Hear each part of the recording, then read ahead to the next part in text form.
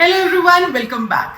तो आइए बात करते हैं एक बहुत ही रिसेंट इशू के बारे में, जिसमें है कि सैलरीड एम्प्लॉयज को नोटिस रिसीव हो रहे हैं रिगार्डिंग कि आपने आईटीआर के अंदर एचआरए तो क्लेम कर लिया है, लेकिन जो रेंट पे किया उसके ऊपर टीडीएस डिडक्ट नहीं करा है।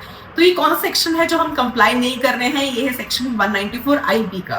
सेक्शन 194 IB हम कंप्लाई क्यों नहीं करते? क्योंकि हम मानते हैं कि ये बिजनेसेस के ऊपर ही अप्लाई होता है, लेकिन ऐसा नहीं है।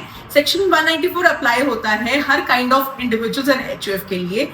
इसमें क्या कहता है कि अगर आप रेंट पे कर रहे हैं मोर देन 50,000 पर मंथ का, तो आपको टीडीएस डिडक्ट करना है at the rate of 2%, right? तो आपको डिडक्ट कब करना है? आपको इसमें सेक्शन में लीवरेज दी है कि आप एनुअली डिडक्ट कर सकते हैं। कि मान लीजिए अगर आपने टेनेंसी रखी है फॉर द 12 मंथ्स, तो आप लास्ट मंथ ऑफ टेनेंसी में इसको डिडक्ट करेंगे और डिपॉजिट कर देंगे। अब मान लीजिए 12 मंथ्स में टेनेंसी है तो मार्च मंथ में डिडक्ट करेंगे। अगर लेस देन 12 मंथ्स है तो जो भी आपका मंथ है लास्ट का, तब आपने डिडक्ट करना है। और आपको डिपॉजिट कब करना है? With in 30 days of the end of that month. Fine. तो एग्जाम्पल के लिए अगर मार्च तक हमारी टेंडेंसी रही है, तो हमने मार्च में मान लीजिए 15 मार्च को हमने डिडक्ट कर लिया है, तो उसको डिपॉजिट कब करना है? From the end of March, 30 days. ठीक है, तो 30 अप्रैल तक हमने इसको डिपॉजिट करना है बैंक में।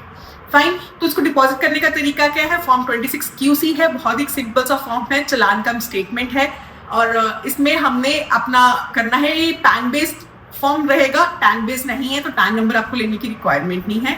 तो जल्दी जल्दी से इस सेक्शन को कंप्लाई कर लीजिए, अदरवाइज आपको नोटिस रिसीव होंगे। और जब नोटिस रिसीव होगा तो आपको इसको कंप्लाई करने के लिए with interest and let fees आपको डिपॉजिट करना पड़ेगा, जो कि मैंडेटरी है, राइट? सो ऐसे ही अपडेट्स के लिए stay tuned and stay ahead. Thank you for watching CA Wise।